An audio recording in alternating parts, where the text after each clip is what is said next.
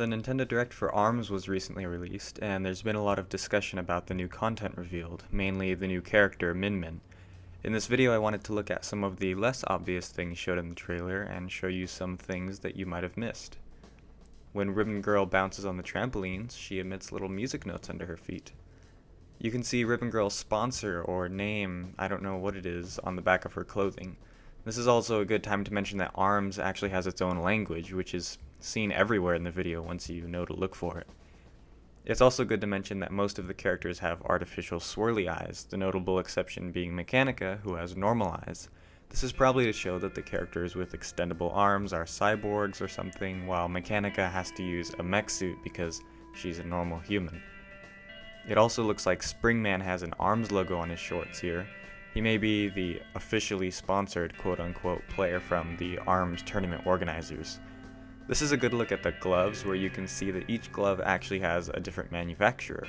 There's a better part later on we can look at to see all the sponsors / glove manufacturers, but it's pretty interesting here.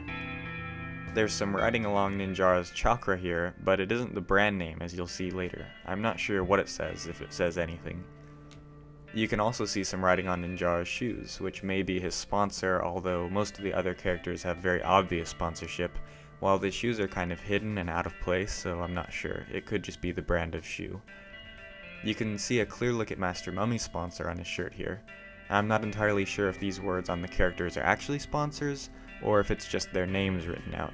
And for the theory I have, it makes sense that they are sponsors, so that's just what I'm going to refer to them as for the rest of the video.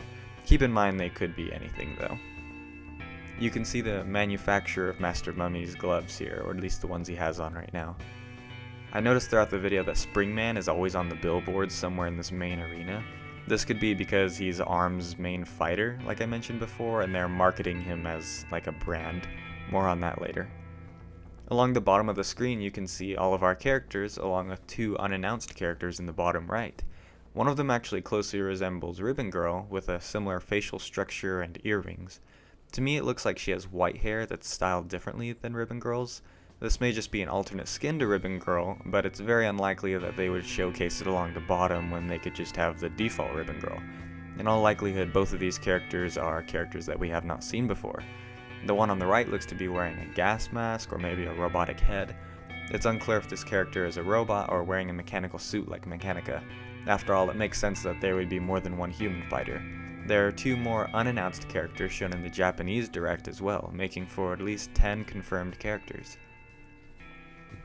It's also worth noting that there are 30 available slots for ARMS here. There could be more pages for ARMS, or there could be less ARMS than the slots available, but that would be weird. So this pretty much confirms that there will be at least 30 ARMS available. This shows Springman unlocking some ARMS from a minigame. I thought it was interesting that the word shown here is different from the word shown here, although they're the same arm, so I don't know what the deal there is. This is a good place to show what I mean when I say that all the ARMS have different manufacturers. I say manufacturers, although it could just be the name of the ARM itself, because a lot of these words actually have little logos next to them, and several ARMS share the same brand, so it's probably not just the name of the ARM. You may have noticed this already, but the fans in the audience are dressed up as the figures they're watching. It's a nice touch. It kind of reminds me of how the Wii would do that with some games. This stage is Ribbon Girl's stage, as you can see her logo spread out throughout the arena. It also looks like these blocks are removed or destroyed when punched.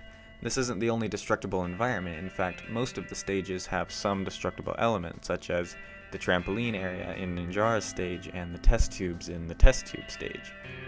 Here we can get a look at the scrapyard where Mechanica is from.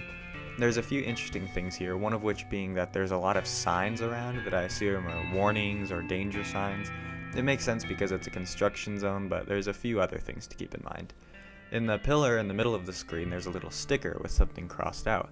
At first I thought it was Springman's face, which would have been surprising, but then I realized it's actually a glove on a spring arm. So either way, it looks like the humans aren't too fond of the spring people. Either that, or maybe it's just dangerous to be punching around in the construction zone. It's also worth mentioning that on the Japanese page, it stated that Mechanica likes ARMS fighters, especially Ribbon Girl, so the human versus spring theory might not be accurate. Think of it what you will. Here we see a new character, Min Min, for the first time.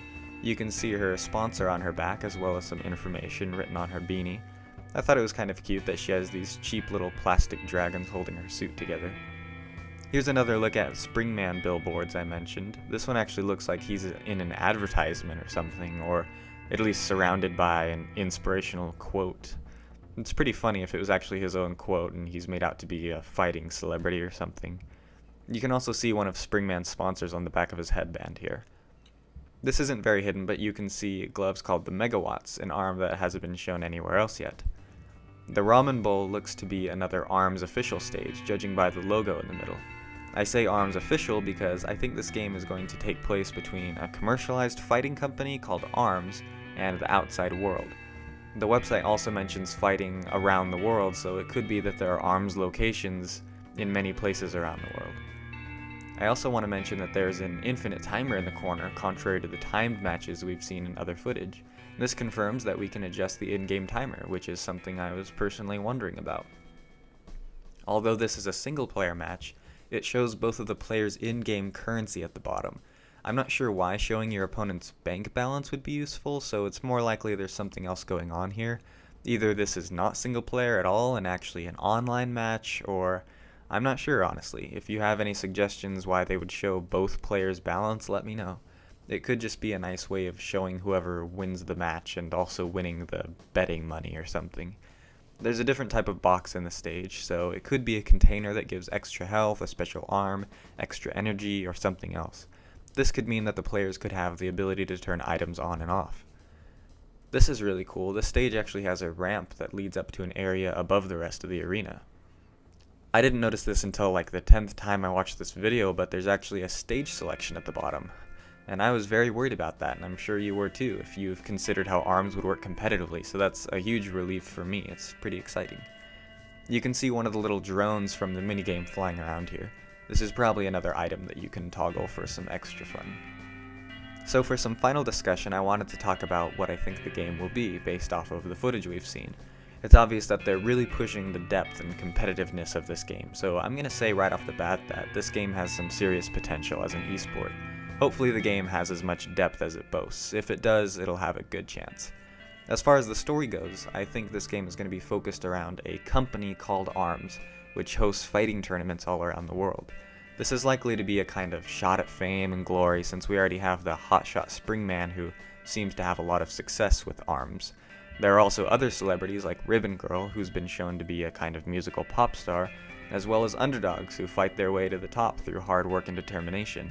I think Min Min could be one of these types since she's described on the Japanese page as enjoying her mother's cooking and coming from a restaurant instead of being corporate sponsored like some of the other characters we've seen. There's probably going to be some kind of conflict regarding this huge company and what it really means to be famous and successful, as well as being able to travel around the world and work your way up the ranks. This is all my own speculation though, and I'm filling in a lot of gaps here.